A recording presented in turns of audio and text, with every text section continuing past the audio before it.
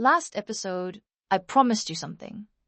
I told you that one of the words for very sad is so precise, so perfectly shaped for a feeling you have carried your whole life.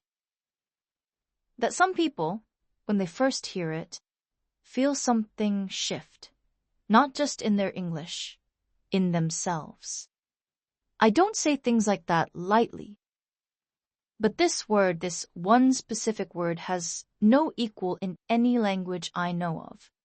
And the fact that it exists in English, quietly, waiting for you to find it, that is why we are here today. 5 words, one that will change you. A memory trick built from the kind of loss that stays with you. And by the end of this video, very sad will feel like a stranger. A word that belonged to someone you used to be. I need you to think about something. Think about the last time you were truly sad. Not inconvenienced, not disappointed, not annoyed that something didn't go your way. Truly sad. Maybe it was a loss, a person. A relationship that ended not with a fight, but with a slow, quiet fade that somehow hurt more than any argument could. Maybe it was a place you left behind. A chapter of life that closed before you were ready. A version of yourself you had to let go of. Maybe it was something smaller. And somehow that made it worse. Because small sadness has no ceremony. No one brings flowers for small sadness. You just carry it alone. Were you very sad? Of course not. Very sad is what you write on a sympathy card when you didn't know the person well. It is polite. It is distant. It holds grief at arm's length and keeps it there. But real sadness doesn't stay at arm's length. It sits next to you. It gets into bed with you. It follows you into rooms you thought were safe. English knows this. English has been accumulating words for sadness for over 1,000 years. Pulling them from Old French, from Latin, from Old Norse, from the streets of London and the fields of Ireland, and the shores of everywhere people have ever lost something. What I'm giving you today is not vocabulary. It's a vocabulary of the human experience. Out loud. Every single one. Sadness deserves to be spoken. I'll or ard obesity a sabay of own of every. Heartbroken. I was completely heartbroken.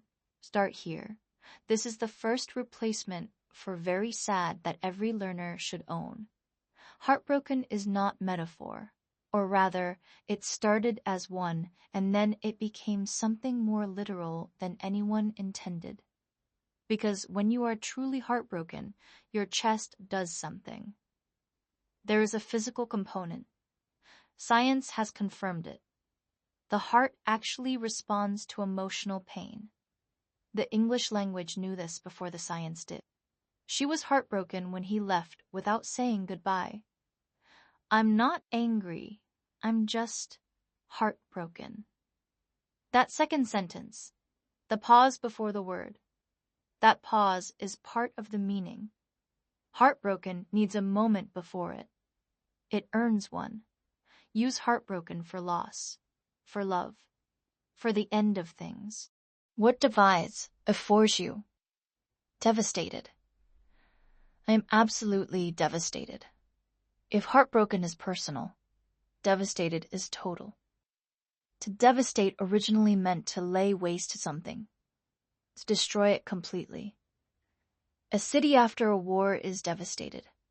A coastline after a storm is devastated. And so is a person, sometimes. When they told her the news, she was devastated. I studied for months. I was devastated when I failed. Devastated works for the moments when sadness is not just emotional, when it reorganizes everything. Your plans, your future. Your understanding of how the world works. When something doesn't just hurt you, but undoes you. That is devastation. Word 3, grief-stricken. She was grief-stricken. Stricken. Struck, hit by something you did not see coming and could not have prepared for. Grief-stricken is the formal face of unbearable loss. You will hear it in news reports, in eulogies. In the kind of writing that tries to hold something enormous in a small number of words. The grief-stricken family stood at the graveside in silence. He looked grief-stricken, like something essential had been removed from him. That second sentence. Something essential removed. That is what grief-stricken carries, that very sad never could. It doesn't just describe an emotion, it describes an absence. Something that was there, and now is not. Word 4. The one that surprises gutted. I'm absolutely gutted. I know, it doesn't sound like a sadness word. It sounds like something from a fish market, and that's exactly where it comes from. To gut a fish means to remove everything from the inside, to hollow it out completely. And in British, Australian, and Irish English, gutted means exactly that feeling. Hollow, emptied out. Not by grief exactly, but by disappointment so deep it becomes physical. We lost in the last minute. I'm gutted. She didn't get the part. She's absolutely gutted. I had to cancel the trip I'd been planning for a year. Honestly, gutted. Here's what makes gutted extraordinary. It's casual. It's honest. It doesn't perform sadness. It just admits it. There's no drama in gutted. Just the quiet, deflated truth of something that mattered not going the way you needed it to. And native speakers love it because of that honesty. When you use gutted correctly, dropped in naturally, no announcement, you will get a look from native speakers, a recognition, a small nod that says, "You sound like one of us." Word 5. The one that changes things, melancholy. There's a deep melancholy in it. I've been feeling melancholy lately. Here it is. The word I promised you. Say it slowly. Mel and Coley. Listen to what that word does in your mouth. 4 syllables. Each one a little heavier than the last. The word itself moves the way melancholy moves. Slowly with weight, going somewhere low. Melancholy comes from ancient Greek, melis, black, whole bile, black bile. Medieval physicians believed the body contained 4 humors, 4 fluids that governed mood and health. Too much black bile produced this specific state. Not weeping sadness, not sharp grief, but something quieter and stranger and harder to name. A sadness without a clear cause. The feeling of standing at a window on a gray afternoon for no reason. The ache of something beautiful ending, a piece of music, a perfect day, a season turning. The feeling you get looking at old photographs of people who were young and are now old or gone. The strange grief of a place you loved that no longer exists the way you remember it. That feeling. You have had it. I know you have. Everyone has, and most people in most languages have never had a single word for it. English gives you one.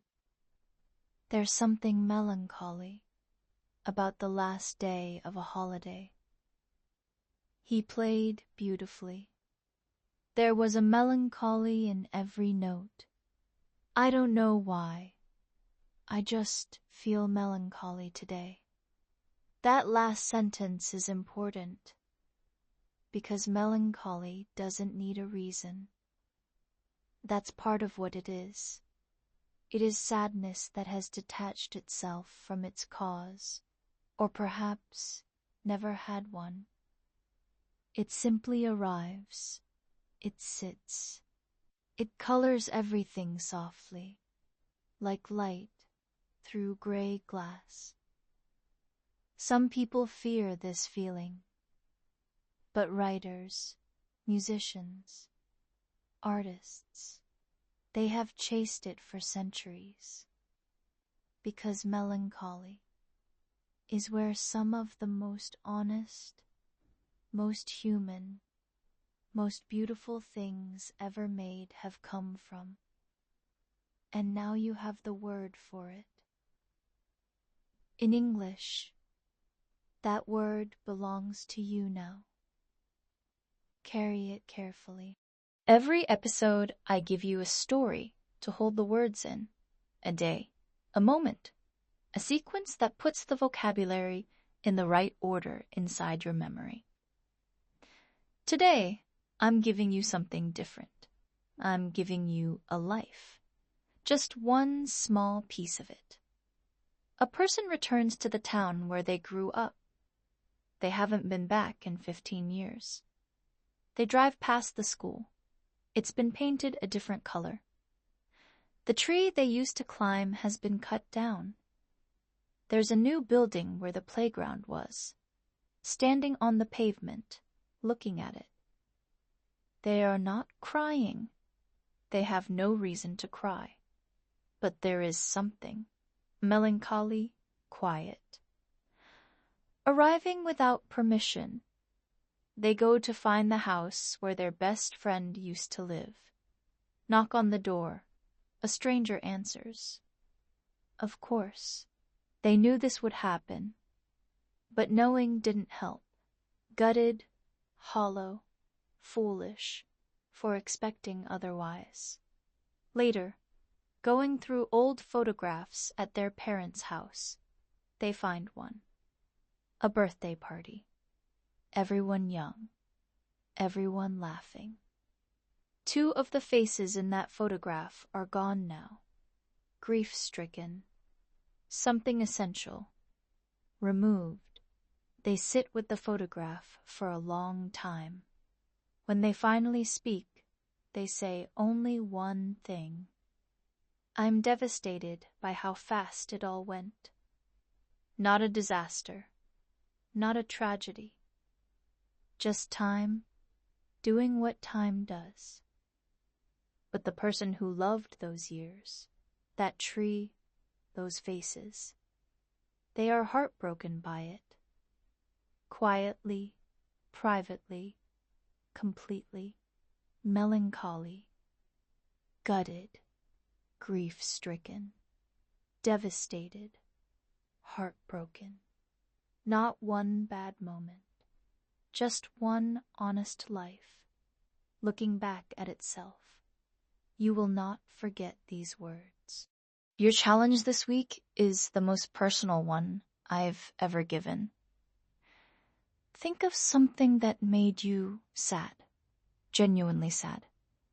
It can be large or small, recent or distant. Something that still has a small weight when you pick it up. Write one sentence about it in the comments. One sentence. Using one of today's 5 words. You don't have to explain it. You don't have to give context. Just the sentence. I will read it. I will reply.